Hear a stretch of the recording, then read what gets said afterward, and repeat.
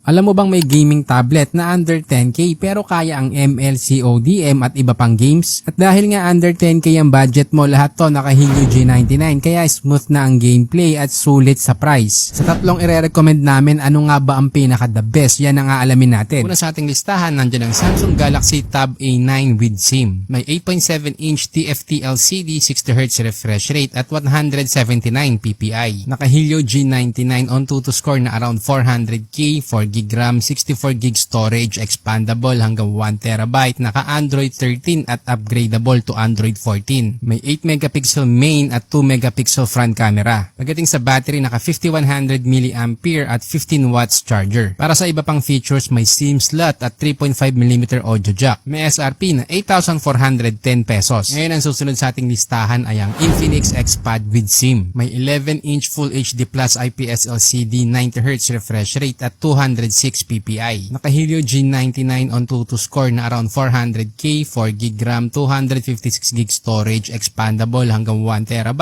at naka Android 14. Para sa camera, may 8MP main at 8MP front camera. Dagdag mo din ang 7,000 mAh battery at 18 watts charger. Para sa iba pang features, may SIM slot, USB Type-C with OTG, stereo quad speakers, Dolby Atmos audio, 3.5mm audio jack at face unlock. May SRP na 8,869 pesos. Gumawa rin kami ng FB group na smartphone tips. Dito i-guide ka namin para piliin ang best smartphone para sa budget mo. Plus kami na din ang maghahanap ng discount at trusted store online. Again, exclusive lang to sa mga bumibili online at gusto ng discount. Andito din ang Tecno Megapad 11 with SIM. May 11-inch Full HD Plus IPS LCD, 90Hz refresh rate, 440 nits at 206 ppi. Pagdating sa chipset, naka G99 on 2 to score na around 400k, 8GB RAM, 256GB storage at Android 14. Sa camera, naka 13MP main at 8MP front camera. May 8,000 mAh battery at 18 watts charger. Para sa iba pang features, may SIM slot at quad speakers. May SRP na 9,259 pesos. Ngayon, ano nga ba ang bibilin mo dito? Yan ang aalamin natin. Kung fanatic ka naman ng Samsung ecosystem, ang piliin mo is yung Samsung Galaxy Tab A9. Although mababa ang battery at charging speed nito, malakas naman ang chipset. Ngayon, kung ang priority mo naman ay panonood ng movies, ang piliin mo ay ang Infinix XPad dahil quality ang audio nito na naka Dolby Atmos at may quad speakers. Pero kung ang hanap mo naman dito ay yung best overall, ang piliin mo ang Tecno Megapad 11 dahil meron na tong malakas na performance, malaking display at malaking battery.